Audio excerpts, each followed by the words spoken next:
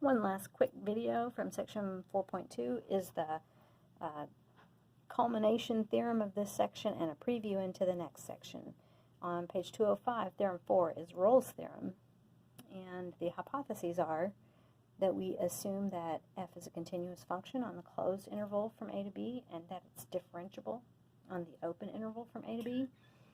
If, that's my clock, if the function evaluates to be the same thing at the left and right hand endpoints, that is f of a is equal to f of b, that's possibly the most obnoxious bird on the clock, then there exists a number c between a and b such that the derivative is equal to 0. In pictures, think about what this looks like. If you've got a function, and here's a closed interval from a to b, and so f has got to be continuous, so intuitively I need to be able to draw it without lifting my pencil. It's got to be differentiable, so it's not spiky at any place.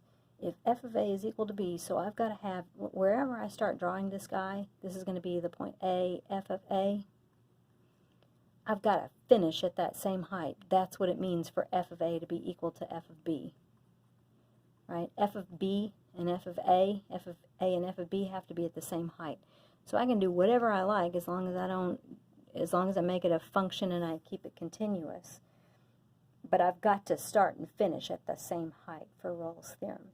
The claim then is there exists a number c between a and b such that the derivative evaluated at c is equal to 0. And in this image you can see there's 3 places where the tangent line is horizontal. In other words, the tangent line has 0 slope. In other words, the derivative is equal to 0. There's 3 places.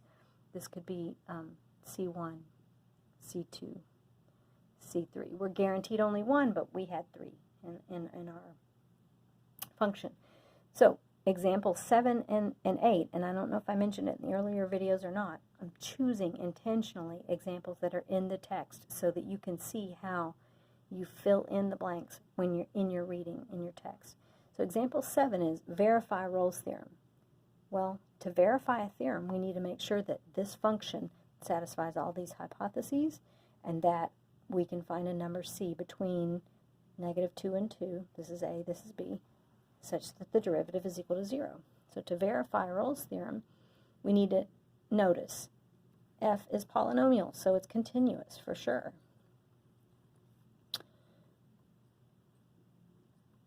And f is polynomial, so it's also differentiable. Right? Polynomials are everywhere continuous and everywhere differentiable. So we've satisfied those 2 hypotheses. Also, f of the left endpoint is equal to, so I'm going to plug in the left endpoint, that's -2 raised to the 4th power, which I believe is 16, minus -2 squared, which is 4. 16 minus 4 is 12. Oops, yeah. And then f of 2 is 16 minus 4, which is again 12. So f of the left endpoint is equal to f of the right endpoint. All right, so what Rolle's theorem then tells us is that there exists a number c between a and b, so that the derivative is 0. That is, there's a c between 2 and -2, 2 and -2, so that the derivative evaluates to be 0. To check this out, we need the derivative. So find f prime. What you need to know motivates your next step.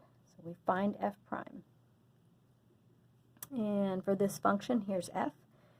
F prime of x is equal to 4x cubed minus 2x. Factor out a 2x to make the zeros of this derivative more apparent. Okay, so my derivative is equal to 0 when x is equal to 0. And when x is equal to, let's see, that one's not, oops, and this should be squared. That one's not quite as apparent to me.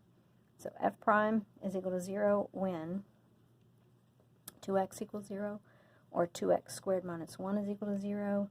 So that'd be x is equal to 0, 2x squared is equal to 1, x squared is equal to 1 over 2. So f prime is 0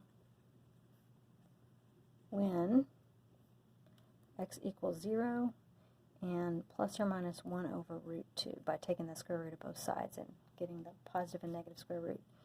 This guy right here is approximately plus or minus 0.707. And that's one of our unit circle values. That's the only way I knew that.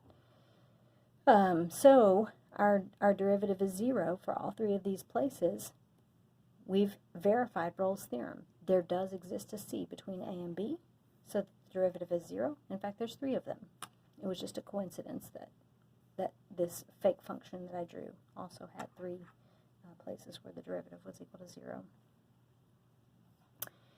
Example 8 is on page 205 to show that f of x equals x cubed plus 9x minus 4 has precisely 1 real root. And I don't know if I have enough time in this video to do that example, but you can certainly look over that in your text and ask questions about it.